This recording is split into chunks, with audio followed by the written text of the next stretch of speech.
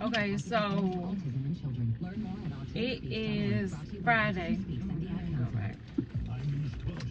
End of the school week for the kids. And it's been a crazy week from Monday till today. And that's just to say the least. That ain't even saying how crazy it was.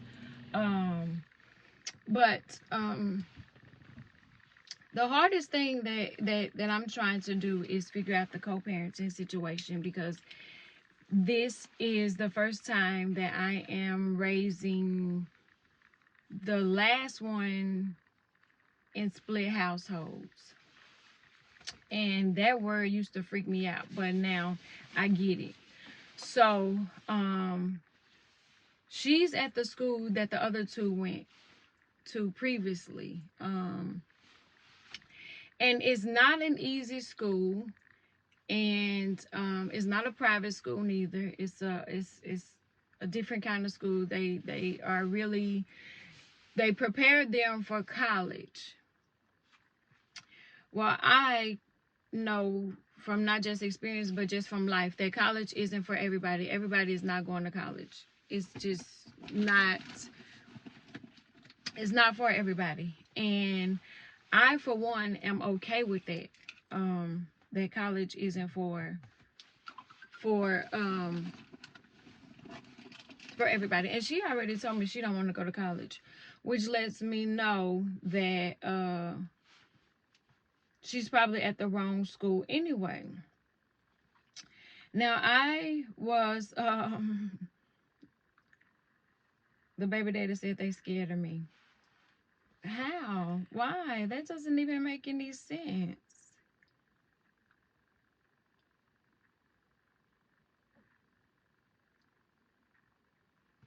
This is this is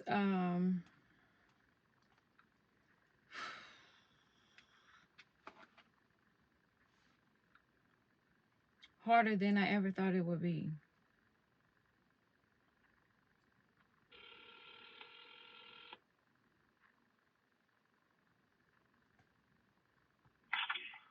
Hello. No, they are not scared of me. Yes, they is. So, well, I didn't see Crystal at first. I just walked in to set up a meeting, but I had the folders with me with all the work that's scattered everywhere, the stuff that needed to be turned in and things like that. And so I was telling her, you know, that she was having a problem with the organization. Some stuff wasn't making it home, and then it wasn't making it back. And so she was like, well, let's just go down there. So she went and she pulled her out of class, and she was telling me that she was having to go through some stuff with her own granddaughter, so she understood how hectic it was. And so she pulled her out of class, and she told her that if she needed her, that her office was right there, and she wanted to make sure that everything got turned in because her grades that she had were unacceptable, and we knew that she could do better, blah blah blah. And so I said, well, the dad came the other day, and she was like, I know he couldn't make it past the office. I said, yeah. She was like, well, you can call me, you come. And I was like, yeah, I will. I don't have a problem with that, as you can see. And I do have my own Nikes, but I didn't go. I didn't want no smoke. I was going up there nice and pleasant. It's early in the morning. I don't want to fuck up nobody's morning. So then she asked Carrington about the Leaf Project. Everybody, Leaf booklets hanging on the wall. Hers, she did get done with it last night. She said she turned it in. And she asked me, was it something else? And I said, yeah, it's a road to revolution. So we walked to the social studies lady class. She interrupted the lady then, where she told you not to interrupt them. You couldn't go down there the other day. When I walked in the office, she was like, hey, Shasta, hey, what do you need? How are you? I said, not good. So I was already about to schedule a meeting with the teachers during their planning period on Monday. And I got to work Monday, and the principal. But I wanted to talk to everybody.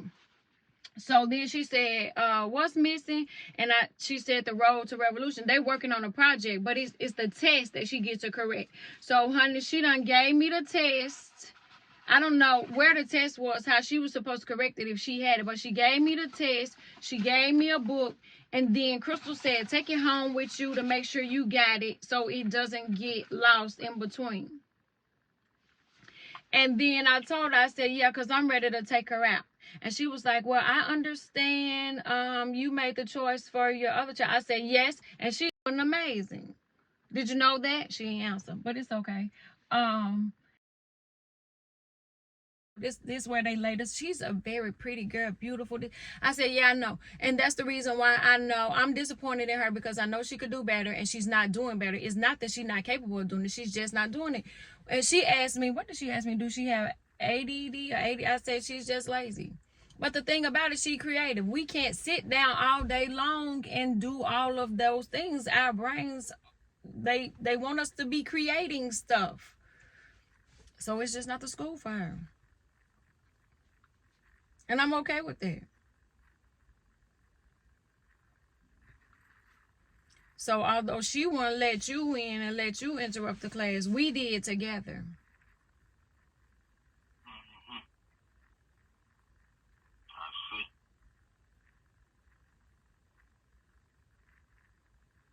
Well, she said that she's willing to sit down and make sure she get what she needs. So now she know what she been knowing, who I am and how I'm coming. So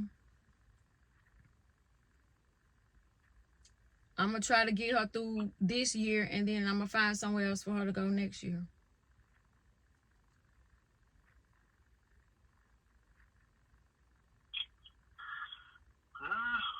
I don't know. I say, see how she turned it around this year and see what she do.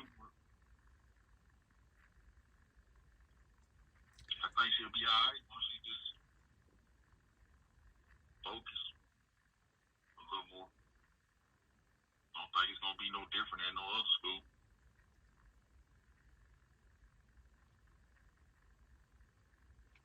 Well, yeah, she needs to focus too, but then we gonna have to take more time with her to make sure that she get it turned in, submit, whatever. Like, we gonna have to step up our game.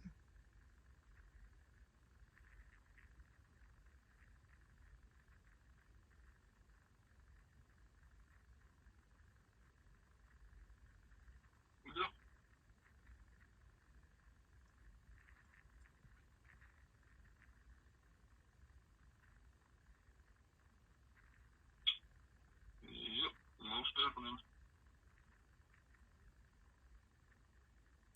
All right, well, I'm finna head on, get ready for work. All right, you too. Go finish at this house. I told him I might pick her up from school. I asked her if she want to pick her up from school. She said yeah, so. That'll be nice for y'all. Spend some time together. You get her. I'll let you know about if I could get Carrington. I'm gonna try to get Carrington, so I'll let you know. Yeah. All right.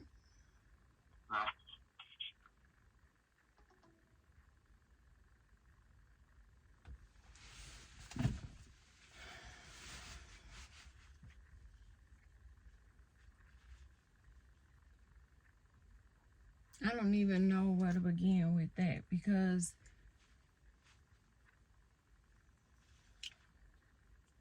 when it comes down to making the decisions, I never make a decision without discussing it with him first.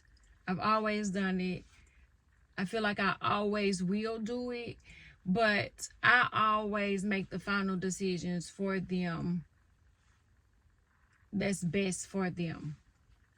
When it got to the point where our middle daughter was like, I don't want to go there anymore, it's not for me, it was the same situation where he was like, no, I think she can stay there, and she said, no, I'm not staying. I won't do it. It's not for me. And when I realized that was her final, it was something I had to do.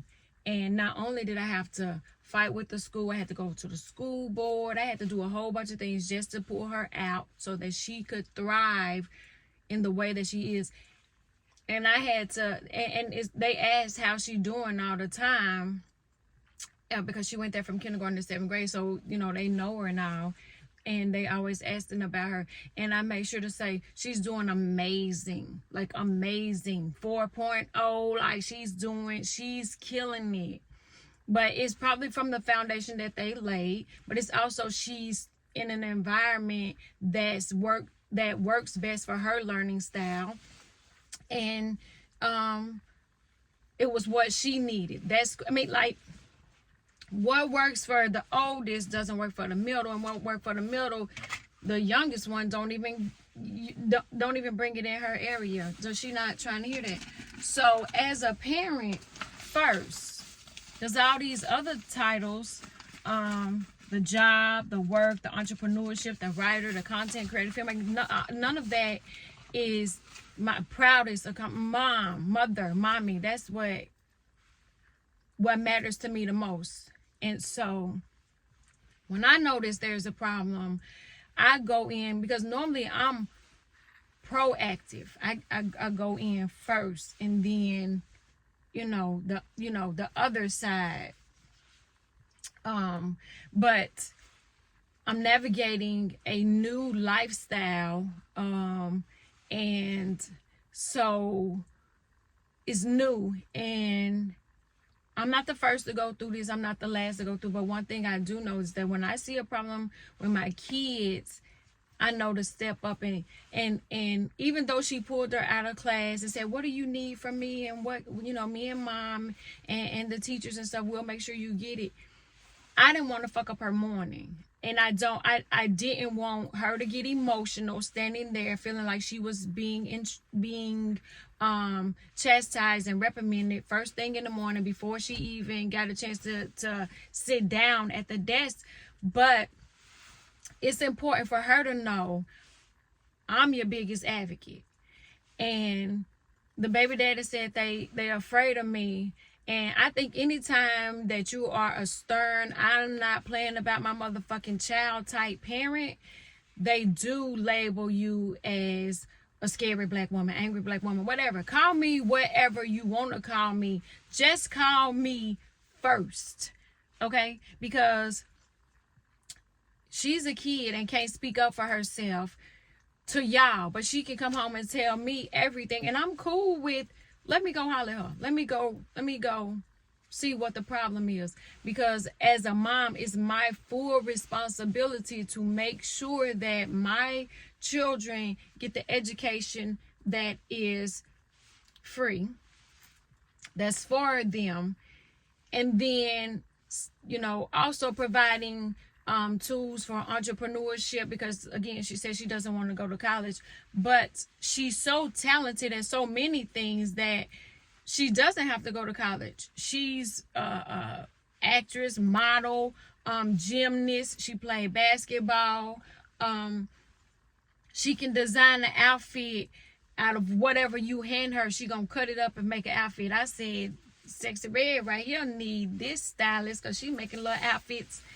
But I give them range to be who they want to be, and I don't kind of like stick them in a box, because I felt like that's what they did to me, and hence, look at me. Not to say I'm messed up, but had I had more exposure to more things, and had I had a way to get some of these creative ideas out into the world, there's no telling where I would be now. Although I know right now I'm where I'm supposed to be, in my little honeycomb hideout, decompressing because I got to go to the job, but also knowing when the problem arises, because the parent-teacher conference was like 2 weeks ago, and that's when I sat down and met with the teachers. But to me, it wasn't about the teachers. It was more about her hearing what they were saying about her in front of her, and then us knowing that there's a problem, but also knowing that I take full responsibility for the grades that she has, because it's not her that's failing. It's us, I think, that's failing her, because sometimes I don't check her book bag every night. And sometimes I don't stand over her and watch her do her homework. And sometimes she's not here. But that's not her fault. Again, that falls on us as parents. But again, the principal told me today, you know me, you call me, you come up here, you ask for me, and I'm gonna make it happen. Because she understands I don't play about my kids. Am I going to go to the Department of Education to ask for the superintendent? Yes. Have I went to the department? Yes. 3, 4, 5, 6, 7 times. It's a new superintendent. He don't know me, but he can. I don't mind introducing to out. Be waiting outside. Hey, how you doing? Let me holler at you for a second. I did it to the mayor. I don't give a fuck. Because when it come to mine, I'm going to do it. And then it just so happens that I know our school board district district woman. I know her really well, and I'm able to say, point me in the direction of who I need to talk to about this, and I want to set up a meeting. I want to do this. I want to do this, and third. And I make it happen. But first and foremost, it's her mental. I got to make sure she's in the right mental state to be able to go to school for 8 hours. Because y'all spend more time with her during the day than I do. When I get her, I got to feed her and do her homework and talk to her and do all, make sure she's okay. Then put her in the bed and then send her back to y'all. So I only get her on the weekends. So I want to make sure that the hours that she's in the right mind space, she's in the healthy mind space, so that she can receive the knowledge that y'all trying to give her. But the thing about it is, y'all, the way they changed this Common Core math and how they doing them, I don't even understand it. Hand them multiply 2-digit number. They're going to be sitting there for 45 minutes using 2 sheets of paper, 8 pencils, and still might not have the right answer. But they're supposed to be able to do those type of problems on the time test, and the time test really reflects on what the teacher have taught them. But if you teach them the way I learned, the way we learned it in the 90s and stuff like that, then maybe they could get through in the time. But they go all the way up. They don't carry the number. They don't know how to, what. I don't understand. And I've been out of school so long, I don't forget how to do some of it. But if you hand me a pencil and paper and give me a minute to remember it, it's going to come back. I don't know what y'all teaching her, but I know that y'all gonna teach her and she's going to learn. But if she can't learn in this schoolhouse, let's take her to another one, or another one, or another one, or another one, and make sure she get the education that she is supposed to get. And then I'm gonna do my part at home, because as a reader and an author, you gonna read with me. I like books. We love books. Let's find books you like to read. For me, I was probably younger than her when I found Terry McMillan's Mama on my mama's table, and I started reading it. And for me, I was so young, it was cute for me to go through and pick out the cuss words in the book. But in order to find the cuss words, I had to read the whole damn book. Do I want her reading Mama? No, I do not. But she's seeing all of the stuff that was in Terry McMillan's book. Back then, it's on the radio, it's on the television, it's on the internet, it's everywhere. So there's only so much that I can shield her from, but it's also me giving her the tools that she needs to be successful. So if that means lacing up my Nikes and putting my hair in a ponytail and going up to the school and saying, hey, I need to holler at you, because don't go too far, little boy. And the miscommunication is happening on all sides. And your sister said don't fall, because ain't no emergency rooms, because she the only one that'll take you to the emergency room when God picked me for a reason. I'm gonna make it do what it do. So the teacher gave me the redo that's due on Monday. I think it is. So we'll do that this weekend, and we'll go to the library Saturday tomorrow. Ooh, there's something going on in the library where they're doing genealogy, so I want to go to the library. But they also have a children's floor where she'll be able to do some activities and play. And I may take her to the Discovery Museum, and they have some learn through play type activities and things like that. But what we ain't finna do is just let her be out here failing and ain't nobody doing nothing, cause that ain't the type of mama I am. We ain't gonna do that one. So Just lesson of the day. This co-parenting shit is hard as fuck. And I, for one, didn't expect, this wasn't in the plan. I didn't plan for that at all. But it was the cards that God dealt me, and I'm playing spades. I just, I wasn't too clear on my spades partner, and so I'm having to play both hands by myself against my opponents, and they hard, and they but give me a few months to see if making these changes work. But I guarantee that it's probably 9 times out of 10 I'm gonna pull her out, and we're gonna find a different school that works for her. I think that's what I'm looking at. The daddy ain't really so much feeling that, but I do what's best for them. And then he and I will disagree about it or agree about it later.